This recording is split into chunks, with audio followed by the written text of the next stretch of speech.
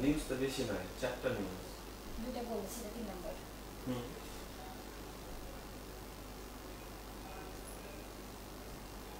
বারবার শেষ।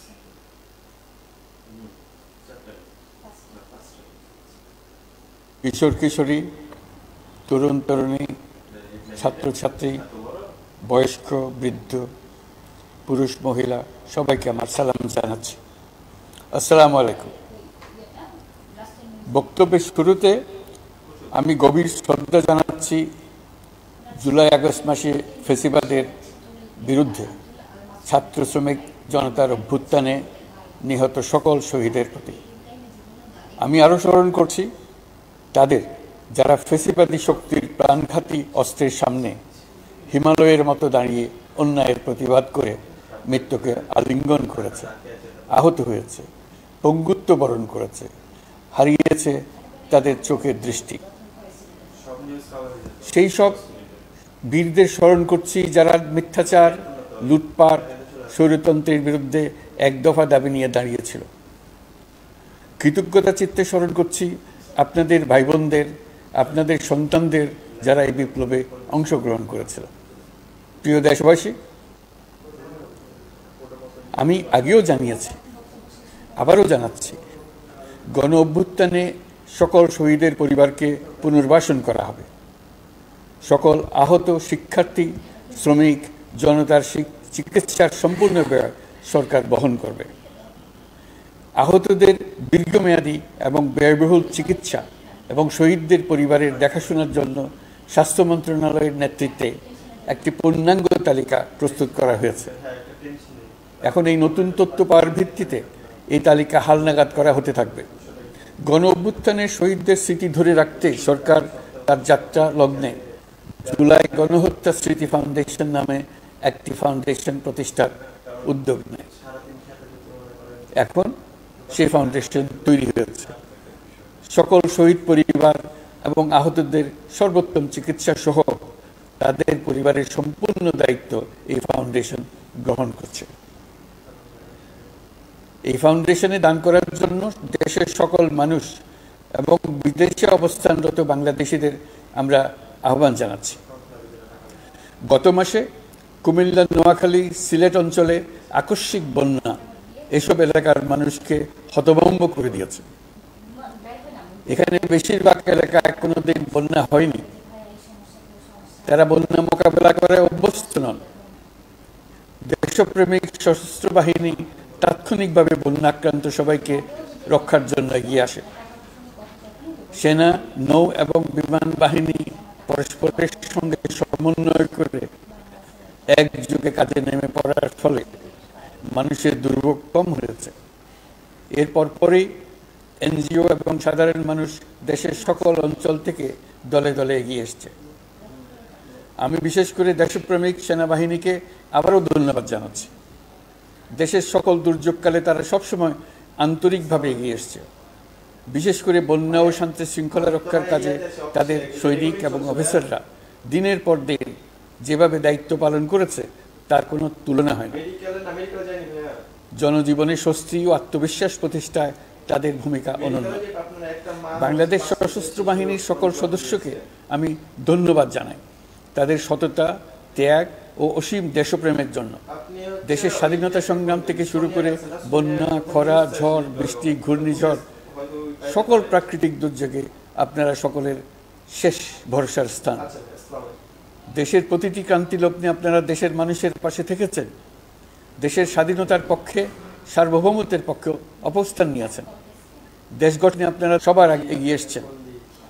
বিগত জুলাই হতে শুরু হওয়া গণ অভ্যুত্থান, বন্যা, নিরাপত্তা প্রদান, অস্ত্র উদ্ধার সহ সকল কার্যক্রমে আপনারা সফলভাবে দিনরাত কাজ করে যাচ্ছেন।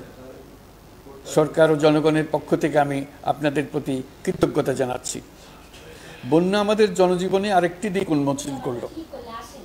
দেশের সকল জায়গায় মানুষের সক্রিয় সহানুভূতির জোয়ার উঠেছিল অবিশ্বাস্য মাত্রা। ব্যবসায়ী, অর্থবান ব্যক্তিরা যেমন তাদের অর্থ নিয়ে স্বতঃস্ফূর্তভাবে এগিয়ে এসেছিল, তেমনি দেশের বিভিন্ন প্রান্তের সাধারণ মানুষ, স্কুল, কলেজ, বিশ্ববিদ্যালয়ের ছেলেমেয়েরা জোয়ারের ঢলের মতো যার যার সামর্থ্য নিয়ে এগিয়ে এসছে।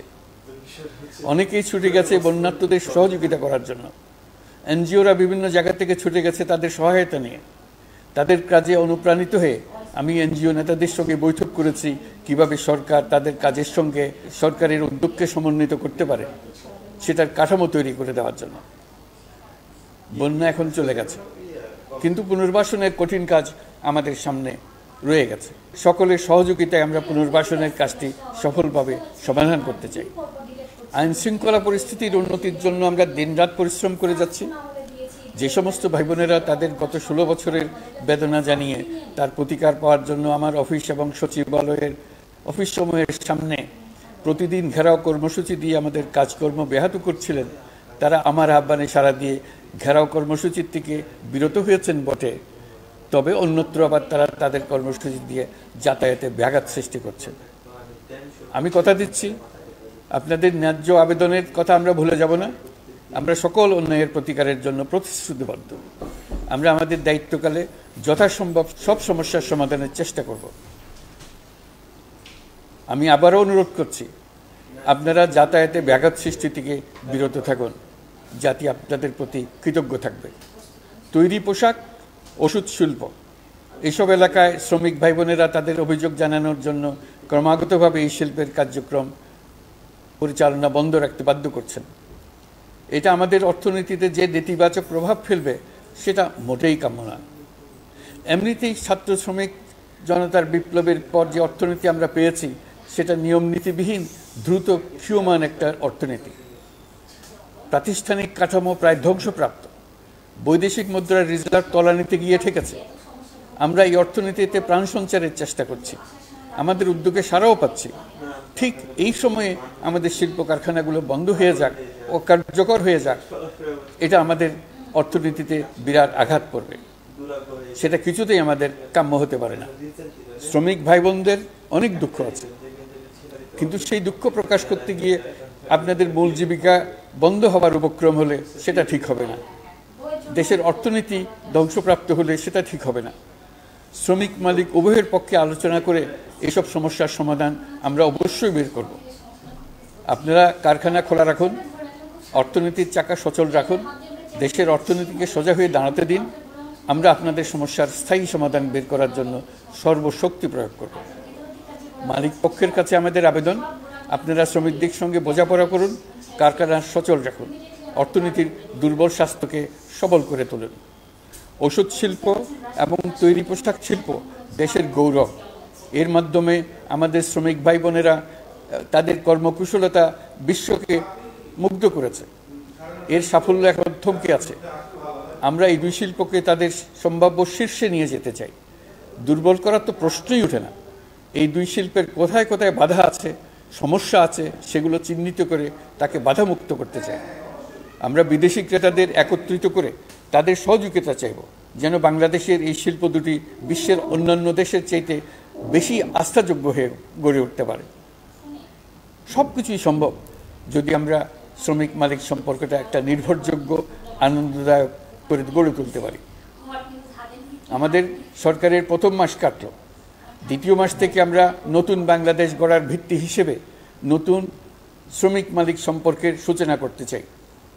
এটা দেশের সবার কাম্য। দেশের নতুন প্রজন্ম নির্ভয়ে যেন তাদের ভবিষ্যৎ নিয়ে এগিয়ে যেতে পারে, আমরা সেই লক্ষ্যে কাজ করছি। আমাদের দায়িত্ব অনেক।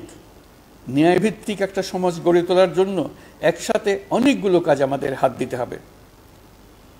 1 জুলাই থেকে 5 আগস্ট পর্যন্ত ছাত্র জনতার গণ আন্দোলনকে দমন করতে যেসব ফৌজদারি মামলা দায়ের করা হয়েছিল, এর মধ্যে হত্যা মামলা ছাড়া বাকি প্রায় সকল মামলা প্রত্যাহার করা হয়েছে।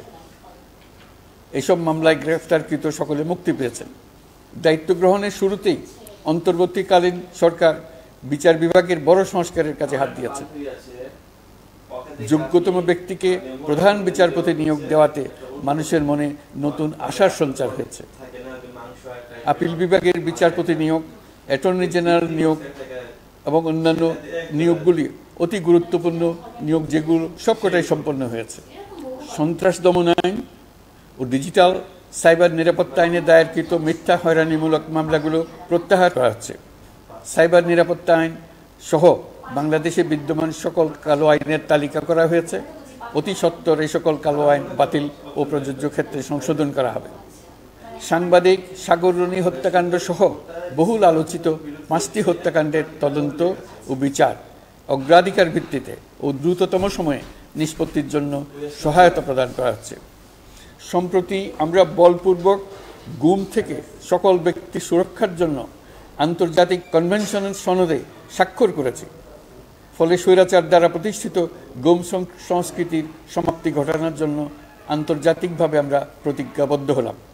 এছাড়া আমরা ফেসিবাদ শাসনের 15 বছরে গুমের প্রতিটি ঘটনা তদন্ত করার জন্য পৃথক একটা কমিশন গঠন করছি। যেসব পরিবার তাদের নিখোঁজ পিতা, স্বামী, পুত্র এবং ভাইদের পাওয়ার জন্য বছরের পর বছর যন্ত্রণার সাথে অপেক্ষা করছেন, আমরা আপনাদের বেদনায় সমবেথী। আয়নাঘরগুলো বন্ধ করে দেওয়া হয়েছে এবং সেই সাথে বের হয়ে আসছে ফ্যাসিস্ট হাসিনা সরকারের গুমের শিকার ভাই বোনদের কষ্ট ও যন্ত্রণা গাথা। আমাদের তরুণ প্রজন্মের ভবিষ্যৎ যেন উজ্জ্বল হয়, সেটা নিশ্চিত করতে শিক্ষা ব্যবস্থার দিকে আমাদের পূর্ণ নজর রয়েছে। ইতিমধ্যে প্রথম শ্রেণী থেকে দ্বাদশ শ্রেণী পর্যন্ত বর্তমানের ত্রুটিপূর্ণ শিক্ষাক্রম পরিবর্তন করা হয়েছে। বই সংশোধন ও পরিমার্জনের কাজ শেষ পর্যায়ে আছে। এই সংস্কারের কাজ অব্যাহত থাকবে। বিশ্ববিদ্যালয়সমূহের উচ্চ প্রশাসনিক পদগুলো পূরণ করে শিক্ষা কার্যক্রম স্বাভাবিক করার কাজ দ্রুত গতিতে এগিয়ে চলেছে। বেসরকারি শিক্ষা প্রতিষ্ঠানগুলোর পরিচালনা বোর্ডে দখলদারিত্বের রাজনীতি বন্ধ করার ব্যবস্থাও নেওয়া হয়েছে। আপনারা নিশ্চয় লক্ষ্য করেছেন, আমাদের প্রথম মাসে দেশের প্রায় সকল বিশ্ববিদ্যালয়ের উপাচার্য এবং উপাচার্য মহোদয়গণ পদত্যাগ করেছেন। উচ্চশিক্ষার ক্ষেত্রে এটা বিরাট শূন্যতার সৃষ্টি করেছে। প্রথম মাসে আমরা ক্রমাগতভাবে প্রতিটি বিশ্ববিদ্যালয়ে সবার কাছে গ্রহণযোগ্য এমন উপাচার্য এবং উপাচার্য নিয়োগ দেওয়ার কাজ শুরু করেছে। এর ফলে সকল সরকারি এবং বেসরকারি বিশ্ববিদ্যালয়গুলোতে নতুন উদ্যমে কাজ শুরু করার পরিবেশ সৃষ্টি হয়েছে। সংবাদ মাধ্যম ও মত প্রকাশের পূর্ণ স্বাধীনতা ইতিমধ্যে নিশ্চিত করা হয়েছে। আমরা সবাইকে বলে দিয়েছি, আপনারা মন খুলে আমাদের সমালোচনা করুন, আমরা সবার মতামতের প্রতি শ্রদ্ধাশীল। মিডিয়া যাতে কোনো রকম বাধা বিপত্তি ছাড়া নির্বিঘ্নে তাদের কাজ করতে পারে, সেজন্য একটা মিডিয়া কমিশন গঠন করা সরকারের সক্রিয় বিবেচনাধীন। আরও যেসব কমিশন সরকার সহ অন্য সবাইকে জবাবদিহিতার আওতায় আনতে পারে, আমরা তাদের পুনর্গঠন ও সংস্কারের উদ্যোগ নিয়েছি, যাতে তারা আরও শক্তিশালী হয়, জনকল্যাণে কাজ করে। দায়িত্ব গ্রহণের পর বিভিন্ন দেশের সরকার প্রধান টেলিফোনে এবং শুভেচ্ছা বার্তা পাঠিয়ে আমাকে অভিনন্দন জানিয়েছেন। বিভিন্ন দেশের রাষ্ট্রদূত এবং হাই কমিশনার বৃন্দ আমার সাথে সাক্ষাৎ করে দ্বিপাক্ষিক সহযোগিতা বৃদ্ধির আশ্বাস দিয়েছেন। আমার অনুরোধে সংযুক্ত আরব আমিরাতের 57 জন বাংলাদেশি যারা ফেসিবাদ বিরোধী বিক্ষোভে অংশগ্রহণ করা বিভিন্ন মেয়াদে কারাদণ্ডে দণ্ডিত হয়েছিলেন, তাদের সাধারণ ক্ষমা ঘোষণা করেছেন সে দেশের সরকার। ইতিমধ্যে তাদের কয়েকজন দেশে ফিরে এসেছেন। এই ক্ষমা প্রদর্শন ছিল অতি বিরল একটি ঘটনা। এই জন্য আমি সংযুক্ত আরব আমিরাতের রাষ্ট্রপতি শেখ মোহাম্মদ বিন জায়েদ আল নাহিয়ানকে ধন্যবাদ ও কৃতজ্ঞতা জানিয়েছি আপনাদের সবার পক্ষ থেকে। যে সমস্ত সরকার প্রধানের সঙ্গে আমার টেলিফোনে যোগাযোগ হয়েছে, তাদের মধ্যে রয়েছেন ভারতের প্রধানমন্ত্রী নরেন্দ্র মোদী, পাকিস্তানের প্রধানমন্ত্রী শাহবাজ শরীফ। আমরা ভারত এবং অন্যান্য প্রতিবেশী রাষ্ট্রসমূহের সঙ্গে সুসম্পর্ক চাই, তবে সেই সম্পর্ক হতে হবে ন্যায্যতা এবং সমতার ভিত্তিতে। ভারতের সাথে আমরা ইতিমধ্যে বন্যা মোকাবেলায় উচ্চ পর্যায়ে দ্বিপাক্ষিক সহযোগিতার আলোচনা শুরু করেছি। দক্ষিণ এশিয়ায় আঞ্চলিক সহযোগিতা বৃদ্ধির লক্ষ্যে আমি সার্ক রাষ্ট্রগোষ্ঠী পুনর্জীবিত করার উদ্যোগ নিয়েছি। আমরা চাই আমাদের দেশ যেন একটি গণতান্ত্রিক দেশ হিসেবে বিশ্বের কাছে সম্মানের সাথে পরিচিত হয়। দেশের পরিকল্পনা যেন দেশের মানুষ কেন্দ্রিক হয়, কোনো নেতা বা দল কেন্দ্রিক না হয়। আমরা স্বৈরাচারী হাসিনা সরকারের অহেতুক কোটি কোটি টাকা ব্যয়ের প্রকল্প বাস্তবায়িত হতে দেখেছি, যেগুলো কখনোই দেশের মানুষের জন্য ছিল না, বরং এর সাথে জড়িত ছিল কুৎসিত আমিত্ব এবং বিশাল আকারের চুরি। চলমান এবং প্রস্তাবিত সকল উন্নয়ন প্রকল্পগুলোর যাচাই বাছাই করার কাজ ইতিমধ্যে আমরা শুরু করেছি।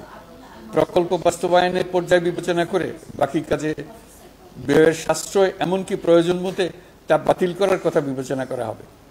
দেশের মানুষকে আর ফাঁকি দেওয়া চলবে না। কর্মসংস্থান তৈরি করবে এমন প্রকল্পগুলোকে আমরা অগ্রাধিকার দেব।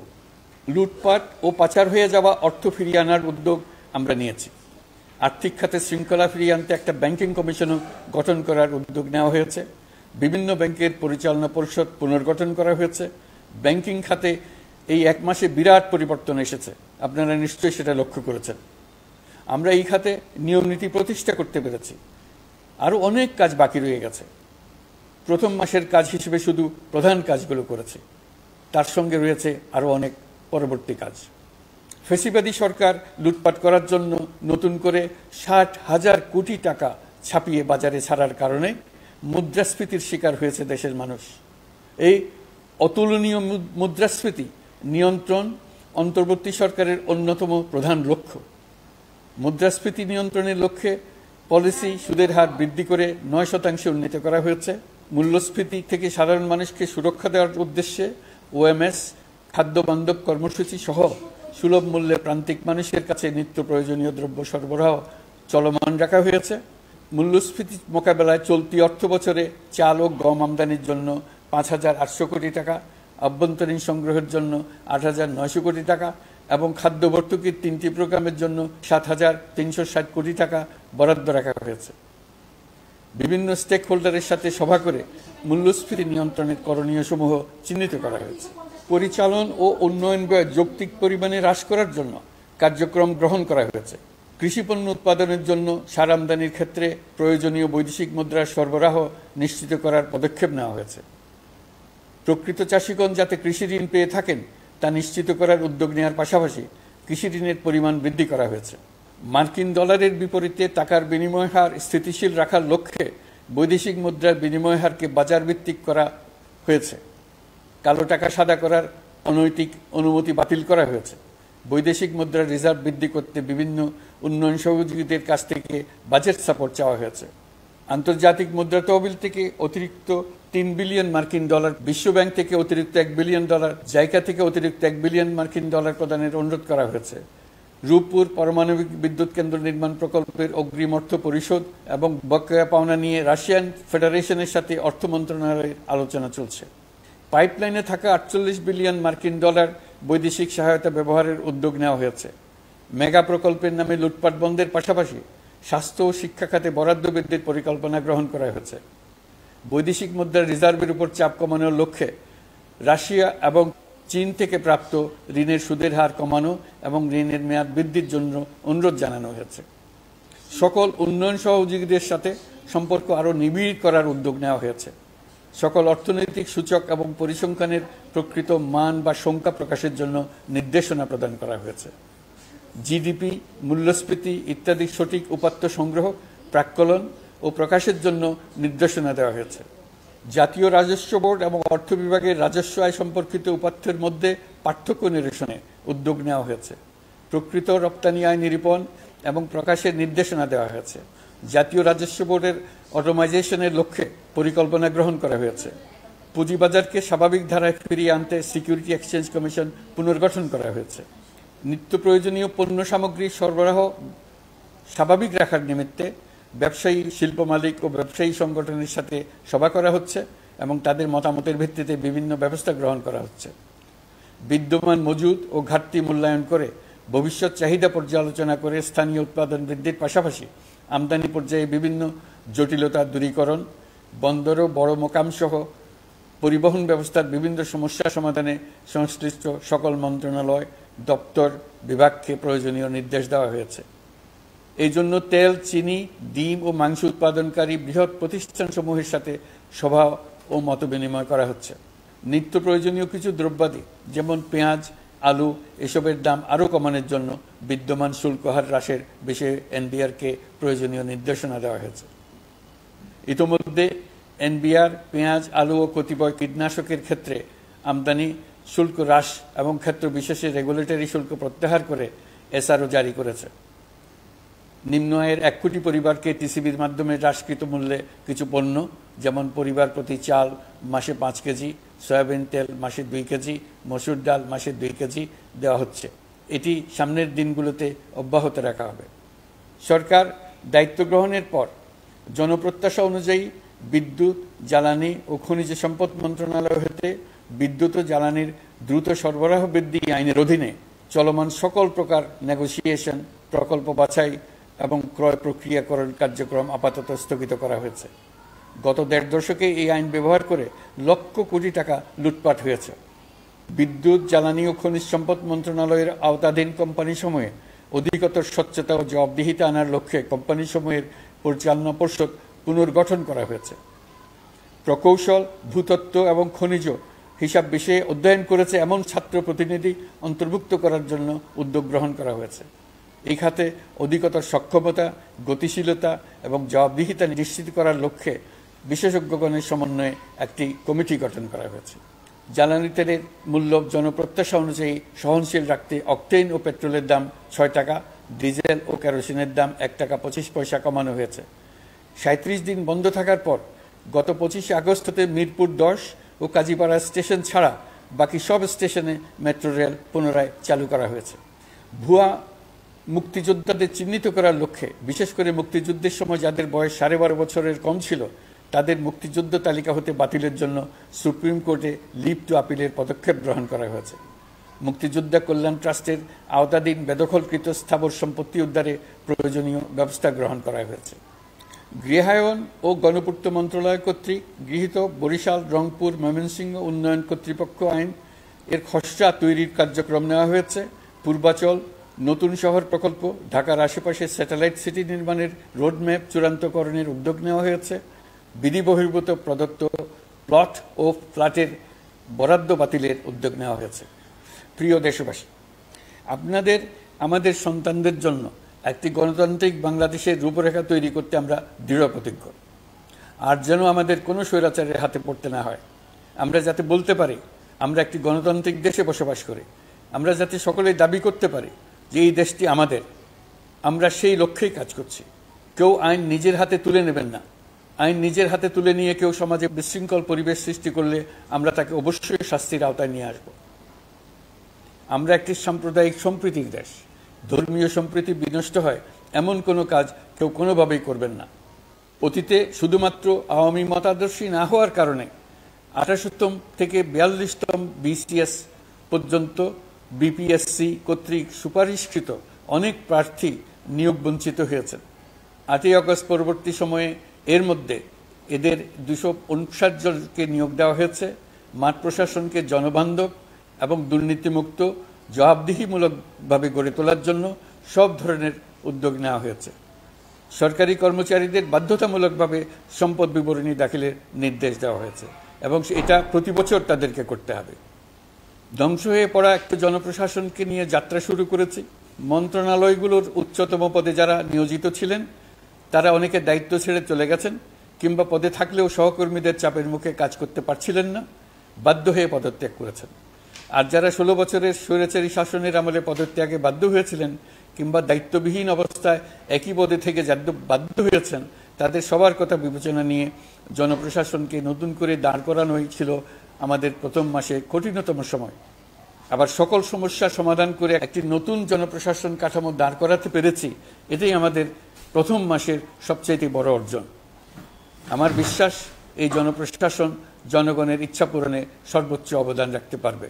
অতি স্বল্প জনবল নিয়ে দাপ্তরিক কার্যক্রম শুরু করা হলেও প্রথম দিকে বিভিন্ন মন্ত্রণালয় ও বিভাগ থেকে পাঠানো বিবিধ প্রস্তাব দ্রুত গতিতে এবং আইনগত সমস্ত বাধ্যবাধকতা মেনে সিদ্ধান্ত নেওয়া হয়েছে। গত এক মাসে বিভিন্ন মন্ত্রণালয় ও বিভাগ ১৯৮টি অতি গুরুত্বপূর্ণ বিষয়ে সিদ্ধান্ত নিয়েছে। জনপ্রশাসনের ১৩৫ জন অতিরিক্ত সচিব, ২২৭ জন যুগ্ম সচিব এবং ১২০ জন উপসচিবকে পদোন্নতি প্রদান করা হয়েছে। ৫৯টি জেলার জেলা প্রশাসককে প্রত্যাহার করা হয়েছে এবং নতুন ৫৯ জন জেলা প্রশাসককে নিয়োগ দেওয়া হয়েছে। ৬৭ জন কর্মকর্তার চুক্তিভিত্তিক নিয়োগ বাতিল করা হয়েছে। ১০ জন যুগ্ম সচিব, ৮ জন অতিরিক্ত সচিব, ৬ জন সচিবকে ওএসডি করা হয়েছে। বাংলাদেশ পুলিশের ৮০ জন ডিআইজি, ৩০ জন পুলিশ সুপার সহ ১১০ জনকে পদোন্নতি প্রদান করা হয়েছে।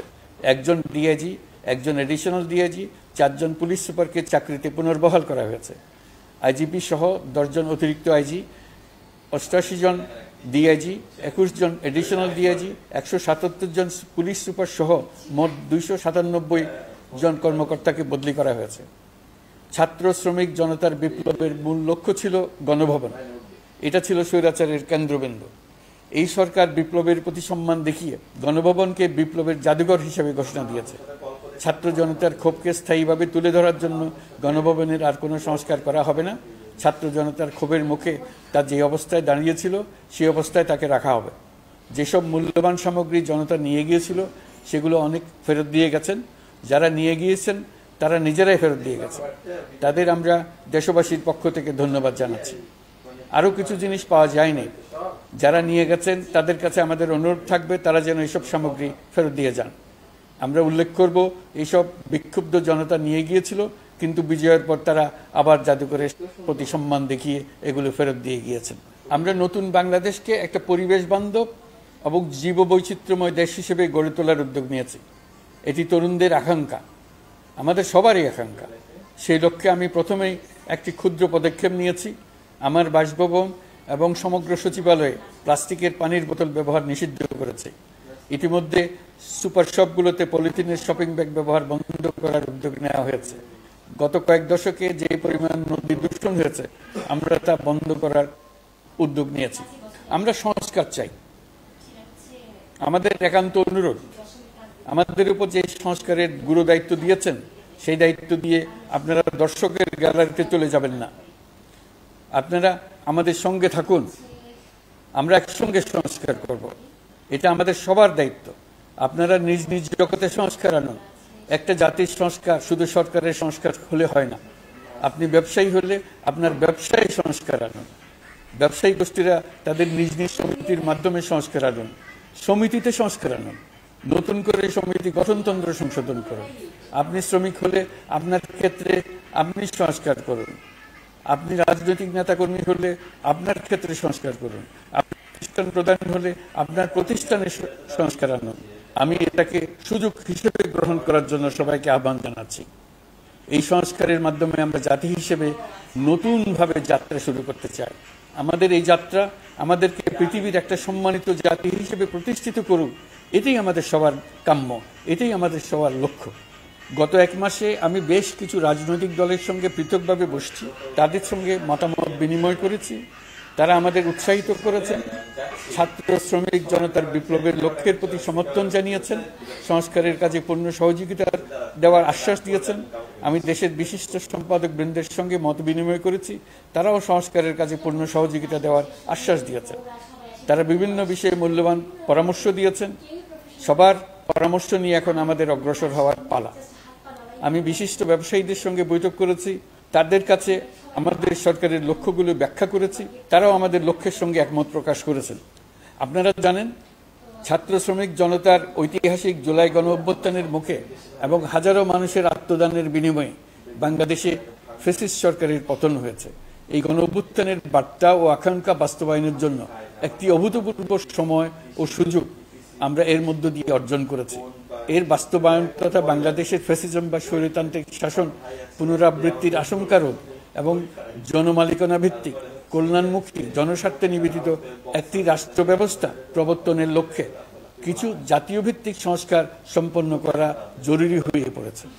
উক্ত সংস্কার ভাবনার অন্যতম কেন্দ্রবিন্দু হচ্ছে সুষ্ঠু নির্বাচন ব্যবস্থা, সুশাসন প্রতিষ্ঠা করা।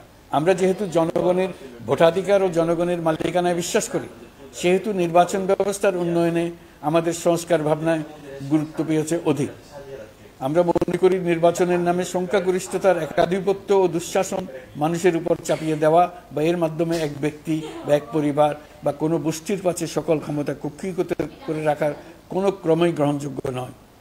এসব আশঙ্কা রোধ করার জন্য নির্বাচনের সাথে সম্পর্কিত নির্বাচন কমিশন সহ অন্যান্য প্রতিষ্ঠানগুলোর সংস্কারের কথা আমরা ভাবছি। নির্বাচন ব্যবস্থার সাথে সম্পর্কিত প্রতিষ্ঠান হিসেবে পুলিশ প্রশাসন, জনপ্রশাসন, বিচার প্রশাসন, দুর্নীতি দমন কমিশন এই 4টি প্রতিষ্ঠানের সংস্কার করা সুষ্ঠু ও অবাধ নির্বাচনের জন্য অপরিহার্য। এসব প্রতিষ্ঠানের সংস্কার জনমালিকানা ভিত্তিক, জবাবদিহিমূলক এবং কল্যাণমূলক রাষ্ট্র ব্যবস্থা প্রতিষ্ঠায় অবদান রাখবে বলে আমি বিশ্বাস করি। এর পাশাপাশি সমাজের সকল স্তরের মানুষের প্রতিনিধিত্ব ও স্বার্থ নিশ্চিত করার জন্য এবং জুলাই গণ অভ্যুত্থানের বার্তাকে প্রতিফলিত করার জন্য সাংবিধানিক সংস্কারের প্রয়োজন আমরা অনুভব করছি। এসব বিষয়ে সংস্কার করার প্রাথমিক পদক্ষেপ হিসেবে আমরা প্রাথমিকভাবে 6টি কমিশন গঠন করার সিদ্ধান্ত নিয়েছি। এসব কমিশনের কাজ পরিচালনার জন্য বিষয়ভিত্তিক অভিজ্ঞতা বিবেচনা করে 6 জন বিশিষ্ট নাগরিকের নেতৃত্বে এই কমিশনগুলো পরিচালনা করার দায়িত্ব দিয়েছে। এরপর আরও বিভিন্ন বিষয়ে কমিশন গঠন করার প্রক্রিয়া আমরা অব্যাহত রাখব। নির্বাচন ব্যবস্থা সংস্কার কমিশনের প্রধান হিসেবে দায়িত্ব পালন করবেন ডক্টর বদিউল আলম মজুমদার। পুলিশ প্রশাসন সংস্কার কমিশনের প্রধান হিসেবে কাজ করবেন জনাব সরফরাজ চৌধুরী। বিচার বিভাগ সংস্কার কমিশনের প্রধান হিসেবে দায়িত্ব পালন করবেন বিচারপতি শাহ আবু নাঈম মমিনুর রহমান। দুর্নীতি দমন সংস্কার কমিশনের প্রধান হিসেবে দায়িত্ব পালন করবেন ডক্টর ইফতেখারুজ্জামান। জনপ্রশাসন সংস্কার কমিশনের প্রধান হিসেবে দায়িত্ব পালন করবেন জনাব আব্দুল মুহিত চৌধুরী। সংবিধান সংস্কার কমিশনের প্রধান হিসেবে দায়িত্ব পালন করবেন ডক্টর শাহদিন মালিক। এসব কমিশনের অন্য সদস্যদের নাম কমিশন প্রধানদের সাথে আলোচনা করে ঠিক করা হবে। কমিশনগুলোর আলোচনা ও পরামর্শ সভায় উপদেষ্টা পরিষদের সদস্য, ছাত্র, শ্রমিক জনতা আন্দোলনের প্রতিনিধি, নাগরিক সমাজ ও রাজনৈতিক দলের প্রতিনিধিরা উপস্থিত থাকবেন। পূর্ণাঙ্গভাবে গঠিত হওয়ার পর কমিশন আনুষ্ঠানিকভাবে তাদের কাজ আগামী 1 অক্টোবর থেকে শুরু করতে পারবে বলে আমি আশা করছি এবং এটি পরবর্তী 3 মাসের মধ্যে সম্পন্ন হবে বলে আমরা ধারণা করছি। কমিশনের রিপোর্টের ভিত্তিতে সরকার পরবর্তী পর্যায়ে প্রধান রাজনৈতিক দলগুলোর সাথে পরামর্শ সভার আয়োজন করবে। চূড়ান্ত পর্যায়ে ছাত্র সমাজ, নাগরিক সমাজ, রাজনৈতিক দলের প্রতিনিধি, সরকারের প্রতিনিধি নিয়ে ব্যাপক ভিত্তিক 3 থেকে 7 দিন ব্যাপী একটি পরামর্শ সভার ভিত্তিতে সংস্কার ভাবনার রূপরেখা চূড়ান্ত করা হবে। এতে এই রূপরেখা কিভাবে বাস্তবায়ন হবে তার একটি ধারণাও দেওয়া হবে। এই আয়োজন জুলাই গণ অভ্যুত্থানের বার্তা বাস্তবায়ন ও রাষ্ট্র পুনর্নির্মাণ তাগিদের ঐক্যবন্ধনে গোটা জাতিকে শক্তিশালী ও আশাবাদী করে তুলবে বলে আমাদের বিশ্বাস। প্রিয় দেশবাসী, আমাদের সামনে অনেক কাজ। সবাই মিলে একই লক্ষ্যে আমরা অগ্রসর হতে চাই। আমাদের মধ্যে, বিশেষ করে আমাদের নতুন প্রজন্মের মধ্যে যে সুপ্ত প্রতিভা লুকিয়ে আছে সেটা যেন বিনা বাধায় রাষ্ট্রের এবং সমাজের সহযোগিতায় প্রকাশ করতে পারি, সেই সুযোগের কাঠামো তৈরি করতে চাই। সকলে মিলে আমাদের পরিবারের প্রতিটি সদস্যকে, সে ঝাড়ুদার হোক, ছাত্র হোক, শিক্ষক হোক, যে কোনো ধর্মের হোক, সবার সমান অধিকার নিশ্চিত করতে চাই। এই হলো আমাদের সংস্কারের মূল লক্ষ্য। আসুন ছাত্র শ্রমিক জনতার এই বিপ্লবের লক্ষ্যকে আমরা দ্রুত বাস্তবায়ন করি। আমাদের প্রথম মাসে আমরা যেই গতিতে, যে উদ্যম নিয়ে কাজ এগিয়ে নিয়ে যাওয়ার কথা চিন্তা করেছিলাম সেটা হয়তো করতে পারিনি বাস্তব অবস্থার পরিপ্রেক্ষিতে। দেশের আইনশৃঙ্খলা পরিস্থিতি স্বাভাবিক রাখা গেলে আশা করি আমরা আমাদের গতি অনেক বাড়াতে পারব। এই জন্য দেশের সকল মানুষের কাছে, শিক্ষক, ছাত্রছাত্রী, কৃষক, শ্রমিক, পেশাজীবী, বড় ব্যবসায়ী, ক্ষুদ্র ব্যবসায়ী, দিনমজুর, গৃহিণী, সকলের সহযোগিতা চেয়েছি। আমাদের কাজ বড় কঠিন, কিন্তু জাতি হিসেবে এবার ব্যর্থ হওয়ার কোনো অবকাশ আমাদের নেই। আমাদেরকে সফল হতেই হবে। এই সাফল্য আপনাদের কারণেই আসবে, আপনার সহযোগিতার কারণেই আসবে। আমাদের কাজ হবে আপনার আমার স্বপ্নকে বাস্তবে রূপায়িত করা। এখন আমরা আমাদের 2য় মাস শুরু করছি। আমাদের 2য় মাসে যেন আপনাদের মনে দৃঢ় আস্থা সৃষ্টি করতে পারি, সেই চেষ্টা করে যাব। ধৈর্য ধরুন, এই কথাটি আমি মোটেই আপনাদের বলবো না। আমরা সবাই অধৈর্য হয়ে পড়েছি। এত সব কাজ কখন যে শেষ হবে এটা চিন্তা করে আমরা অধৈর্য হব, কেন হব না? কিন্তু সঠিকভাবে কাজ করব, কাজে কোনো অধৈর্যের চিহ্ন রাখব না।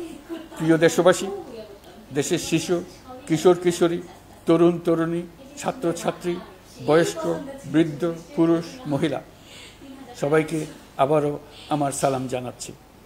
আসসালামু আলাইকুম। আপনাদের সবাইকে ধন্যবাদ জানাচ্ছি। মহান আল্লাহ আমাদের সকলের সহায় হন।